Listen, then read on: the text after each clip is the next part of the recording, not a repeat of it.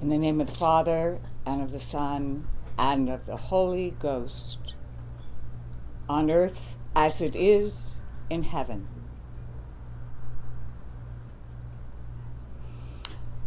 Heavens. Do you believe in them? I've been wondering. What kind of heaven is yours? A cloudy theme park with choirs of angels on piccolos? A majestic theme park with soaring peaks and cascading waterfalls? Or a bucolic paradise where lambs frolic with lions beside the all-you-can-eat chocolate buffet? I've been wondering. You see, I've decided to leave the church. I'm disavowing my vows. I am renouncing the habit of renunciation. I surrender. I give up. Like Saul of Tarsus, I have been struck by the fiery sword of an angel, and I can see clearly now. I can no longer teach innocent children that they are born slimed with original sin. I can no longer teach them that their sweet bodies are wicked and shameful, and that the only way to heaven is through suffering. That's the way past God's door. No, I reject silence. I will no longer stifle my voice, my intelligence, my heart. I will no longer hold my tongue in the face of domestic abuse and diddling of altar boys in sacristy closets. I reject obedience. I will no longer subscribe to an organization that preaches abortion, birth control, and homosexuality are fast tracks to eternal damnation, when I have seen this same church turn its back on unwanted children, deny them baptism, and toss their bodies in septic tank graves. Oh, yes.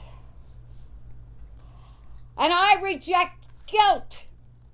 I reject the dubious dogma that women, daughters of Eve, are responsible for death and all of the suffering in the world, and that half the human race are wanton whores who have to be viciously dominated and controlled. Yes, the veil has been lifted. I denounce the domestication of women by their fathers, brothers, sons, uncles, you name it. Yes, I'm talking about the use of women's bodies as property, as to be used to serve men and breed for them like asses, like cows. Yes, and I reject the fallacy that the only way I can get to heaven is through the intercession of an ordained man of God. And finally, I renounce a religion where the most beloved woman in the entire history of the Roman Catholic Church, Mary, I'm talking Mary, the Mother of God, is in reality only a faint echo of a powerful mother deity, reduced, shackled, gagged from being a lusty goddess of eros and creation to a submissive, anemic virgin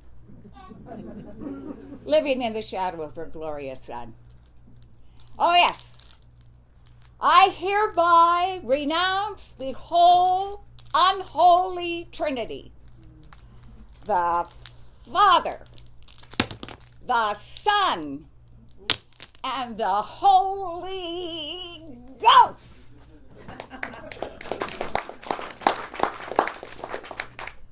I am whole. I am holy. God lives in me. I am a spark of the eternal flame. I breathe stardust.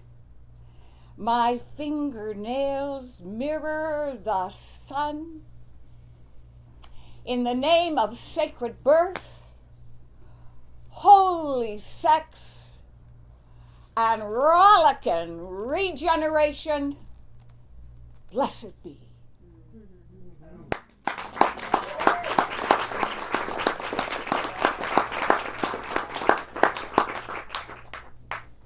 I love Jesus. Jesus was my best friend and my hero. He was the Son of God and a man. Jesus loved me back, too. He helped me with my homework. He blessed me with scholarships. And he'd forgive my sins. Let's see.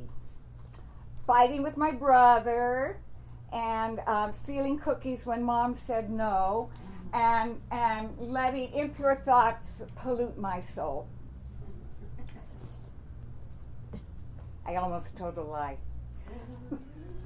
By the time I was in second grade, I had trained myself to never, ever touch myself down there where the bad sins live, because I was going to heaven. And nothing, no one was going to get in my way.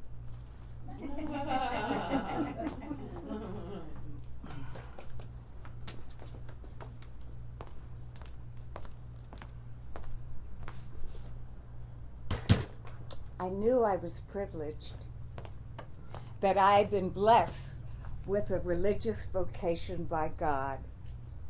I was one of Jesus's sacred brides, a nun. I would spend the rest of my days in black plain robes, glorifying God and making the world a better place through teaching and prayer. By keeping the near occasions of sin to an absolute minimum in the convent, I could assure myself lots of plenary indulgences and spiritual bouquets, enough to guarantee me a big fat place in heaven, right up there rubbing elbows with Jesus and Mary, sharing Cheetos and peanut butter sandwich with Jehovah and the Holy Dove. During recess, when the other kids were out jumping rope and playing kickball, I went to church for bonus points. I would position myself in a beam of light coming through the stained glass windows, and so I could feel the rainbow love coming from God directly to me. First off, I would imagine how pretty I was going to look in my habit and my veil. Then I would start crying for how all our sins stabbed Jesus in his sacred heart. And I would weep for the starving kids in China and the pagan babies in Africa. And I would sob for the rise of the evil fist of global communism.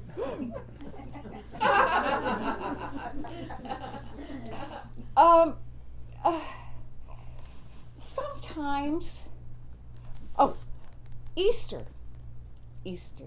When Easter week rolled around, the night before Good Friday, I would set my clock for midnight.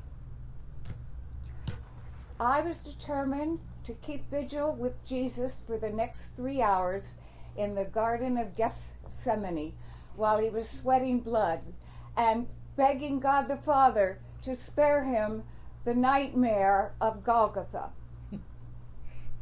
Jesus may have been deserted by his flaky apostles, but he could count on me.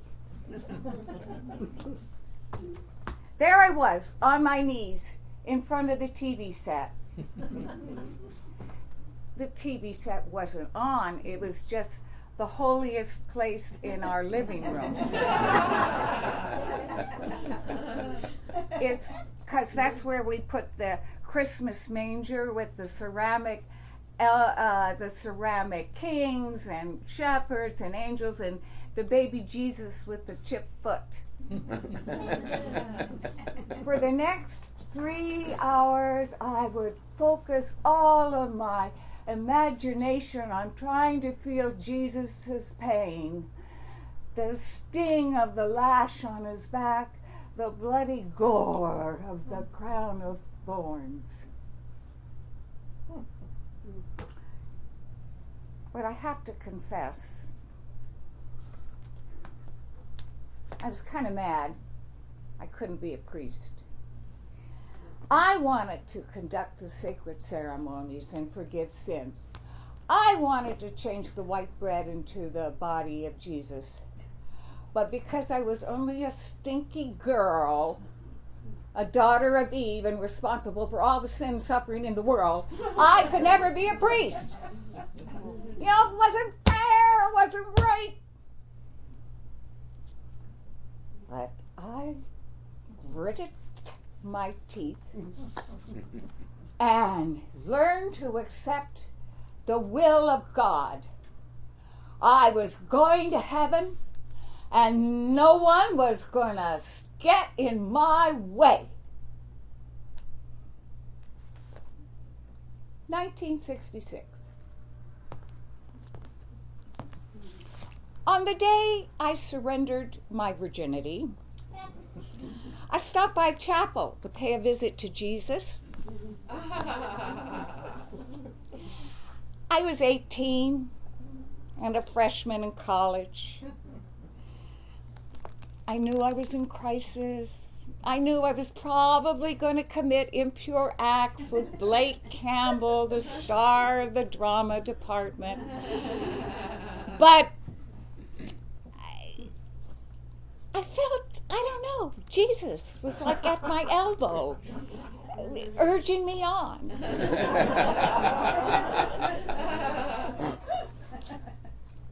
Blake was alone when I got there. Purple Haze going on the stereo. He offered me some wine and we started kissing, and then he took my hand and led me to the bedroom. I didn't resist. I sat down on the bed and watched as he took off his shirt. It was a skinny white chest with just a few black hairs scribbled on it. But when he when he unzipped his jeans, I started shaking my head. No. Blake turned to me.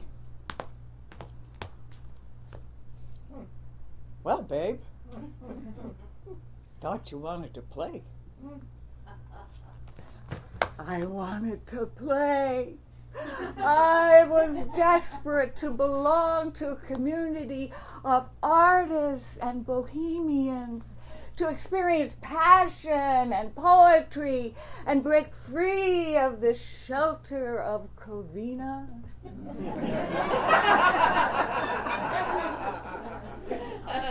Besides, I knew Jesus had my back, so I stopped resisting.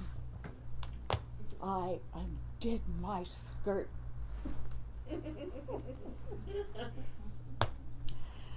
Blake took off my blouse and laid me back on the bed.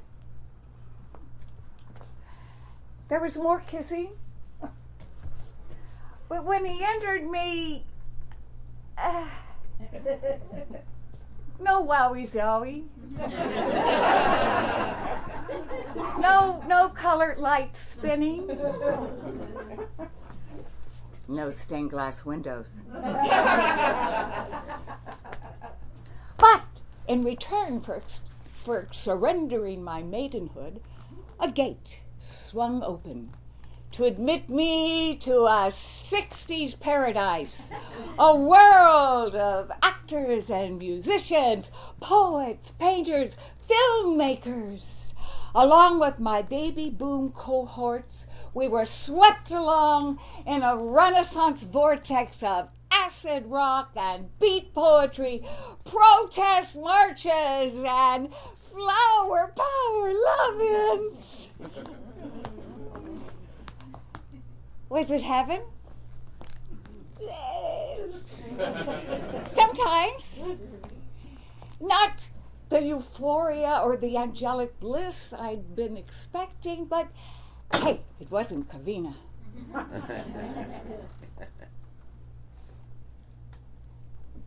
These were exciting times, and I fastened my safety belt for the bumpy ride. Sometime in my mid-30s, I was disillusioned.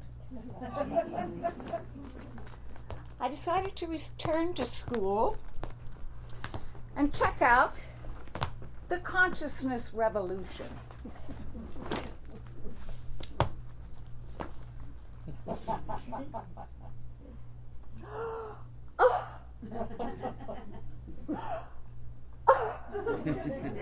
I was astonished by the massive scope of the cover-up, but the triumph of patriarchy over egalitarian societies and the great goddess.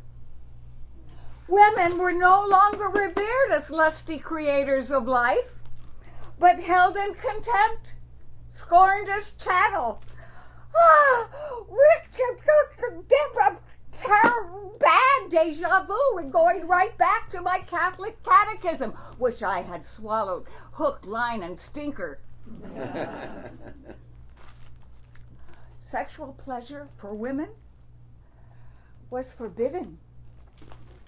Wicked, nasty, dirty, stinky, disgusting, and cruelly punished. Oh, how was I going to sneak into heaven now? Luckily for me, I fell in love with Eugene. Madcap genius, irreverent iconoclast. Together, we explored the heavenly wow, cosmic, multiple orgasms with a devoted lover who adored me.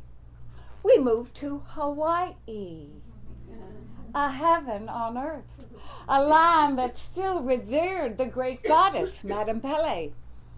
And Eden throbbed around us. Oh, yes, we were in heaven at last.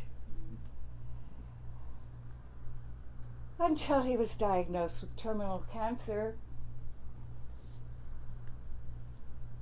Until death swooped down in its jealous talons and carried him away. Death kicked us out of paradise, and I landed on my ass.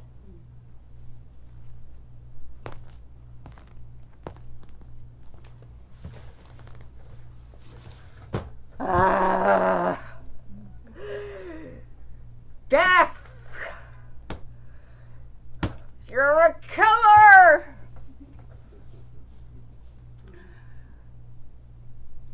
I flirted with the idea of checking out, giving up on the heaven thing and the deity and the whole cockeyed dream. But who knows what lies in that undiscovered country from whose bourne no traveler returns? Aye, there's the rub. So,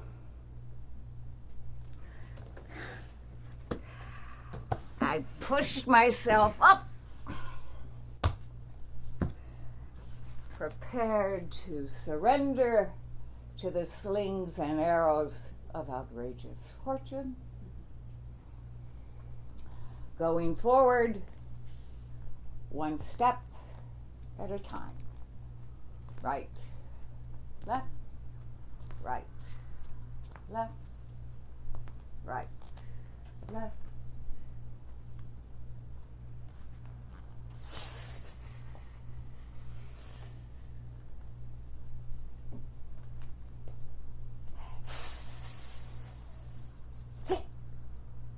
$60. Surprise! Seriously? 60?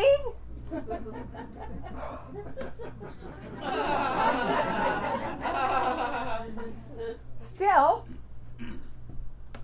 supple, sassy, sensual, 60.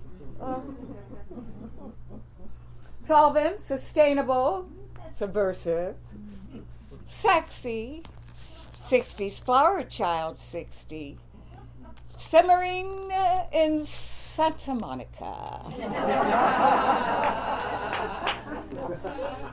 Surviving the slings of sorrow and loss, 60. Dissolving yesterdays, resolving the present, 60. Stealing past dark shadows, sowing seeds, replenishing, stretching into new skin, stepping on stage as soloist 60. Sailing on my silver ship across sibilant seas, steering for solace past salty scars. Surfing the flotsam of serendipities, spiraling under the sun, under the stars. Seasons spin and slip splash, and here on the last dying day of summer, I feel the stir of spring in my bones. My heart sends out tender shoots, ready to blossom yet again. Shining, still celebrating, 60.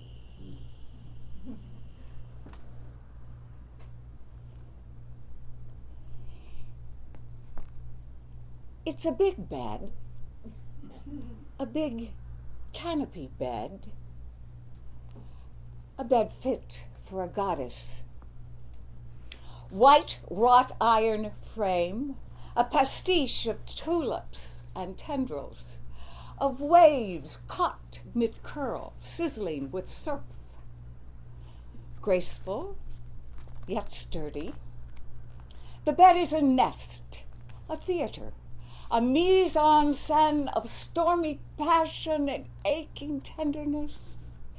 It is a chariot, a spaceship, a life raft, an altar of transubstantiation, grace space with candles and flowers and incense. Music swells, and I am an ancient queen, a primal priestess to the great mother goddess, radiant with the transformative power of love. Sometimes in the midst of ecstasy, I grab a curling edge and hold on, extending my spine along the Kundalini highway.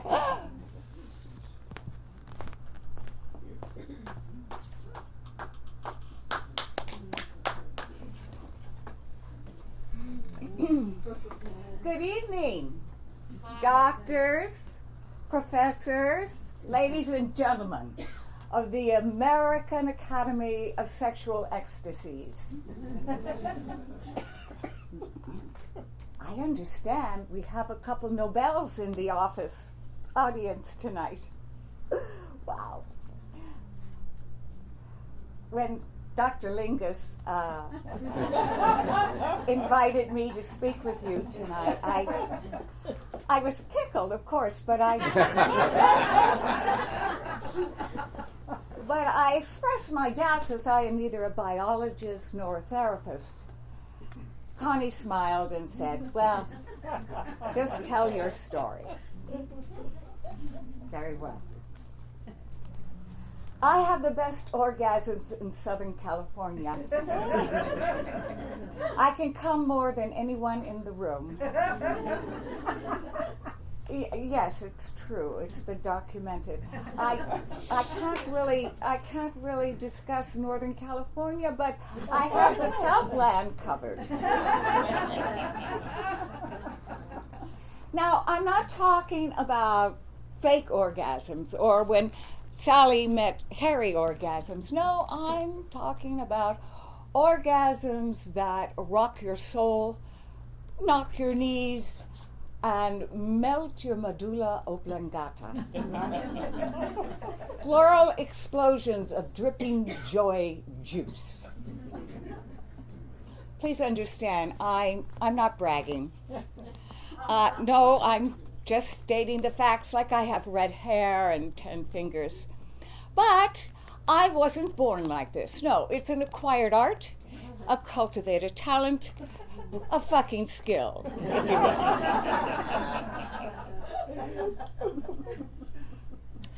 I know there is still a disproportionate populace out there who have never come, who have suffered from the heartbreaking malfunction of anhedonia. But then there are, hopefully, the vast majority of women out there who would say to me, just a minute, Alexandra, I have very good orgasms, thank you very much. In fact, I'm a regular firecracker comer too. I know. I used to think I had great orgasms too. When I started dating again, as a sexagenarian, among my suitors was this guy, Daedalus. The sex was good, new, awkward, in the early learnings of each other's bodies, and then little by little, something shifted, and my orgasms began to deepen, to expand. Orgasms that begin like little rosebuds, pink, yellow, purple petals popping open. Tongues of candlelight lick my lushness. I ride the swaggering sweep of pleasure like a swing, going up to the sky, back down to the earth, rocking, rolling, rollicking, roller coaster fun. Electric emeralds charge lightning bolts. Rift zones of molten rubies gleam within my body's jungles. Seismic eruptions of magma, tidal waves, crashing tsunamis of crashing passion and yummy nectar, bathing my thighs, his cheeks. Daedalus and I have forged new tributaries to the fountain of youth. When I swoon to celestial orgasms, he does too, offering kudos and huzzas. Together, we surrender to idiosyncratic, intelligent incarnations of tingling ecstasy. We are orgasmonauts.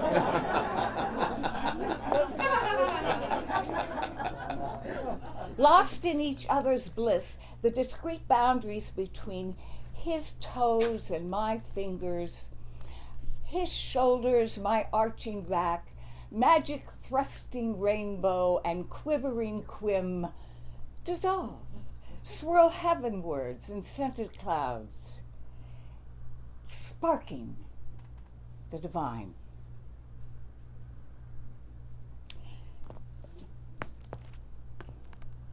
The deeper the surrender, the stronger the orgasmic response.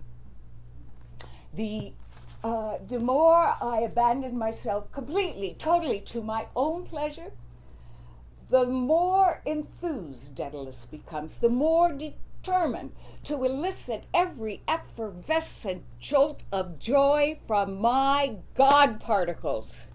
We storm heaven together. Lying in his arms, my body coursing with neurochemical signatures of endorphins and dopamine rushes, bathed in the prolactin of post-orgasmia, prolactin and serotonin and holy oxytocin, baby! Sometimes, in flagrante delicto, I cry out, "It's too good! It has to be wrong!" I've broken the laws! And my lover assures me that yes, I have broken the laws of patriarchy. Yes. Yes, we all know that a sexually satisfied woman is a focused, biologically empowered woman, and such women cannot be manipulated, destroyed, controlled, beat up, or made to do things they don't want to do. Mea culpa, baby, mea culpa.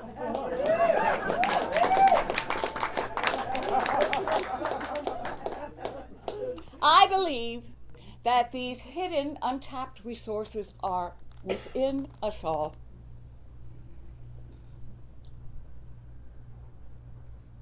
If it can happen to me, it can happen to anyone.